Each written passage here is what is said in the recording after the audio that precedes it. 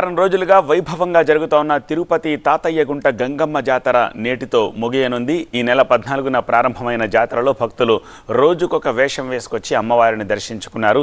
జాతరలో భాగంగా మొదటి రోజు బైరాగి వేషం, రెండవ రోజు బండ, మూడవ రోజు తోటి, నాలుగవ రోజు దొరవేషం, ఐదవ రోజు మాతంగి, ఆరవ రోజు సున్నపు కుండల వేషం వేసుకుని డప్పుల దరువుల నడుమ అమ్మవారికి మొక్కులు తీర్చుకున్నారు. ఇక ఇవాళ 7వ రోజున జాతరలో సపరాల ఉత్సవం జరగనుంది. అర్ధరాత్రి తర్వాత ఆలయం ముందు గంగమ్మ విశ్వరూపం మట్టి విగ్రహాన్ని ప్రతిష్ఠించనున్నారు. చివరి రోజు పేరంటాళ్ల వేషం ధరించిన వ్యక్తి విశ్వరూపం చెంప సరికాక విగ్రహం మట్టిని తీసి భక్తులకు అందజేస్తారు. గ్రామదేవత వేడుకల నేపథ్యంలో తిరుపతి నగరం అంతా ఆధ్యాత్మిక శోభను సంతరించుకుంది. ఈ జాతరలో పాల్గొనేందుకు ఇతర రాష్ట్రాల నుంచి వేలాది మంది భక్తులు తరలివస్తున్నారు. జాతరలో మొక్కుబడిలో భాగంగా వందలాది మంది వివిధ వేషధారణలతోటి నగరంలో సందడి చేశారు.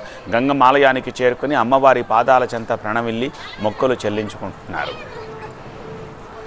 జాతర ముగింపు రోజు కావడంతో భక్తుల రద్దీ నేపథ్యంలో ప్రత్యేక చర్యలు చేపట్టారు ఆలయ అధికారులు. భక్తుల రద్దీకి అనుగుణంగా ఏర్పాట్లు చేశారు. దాదాపు 300 మందికి పైగా పోలీసులతో బందోబస్తు సిద్ధం చేశారు. ఎన్నికల్లో జరిగిన అల్లర్ల నేపథ్యంలో తిరుపతిలో 144 సెక్షన్ అమలవుతోండగా జాతర జరిగే ప్రాంతంలో 144 సెక్షన్ను పోలీసులు సడలించారు.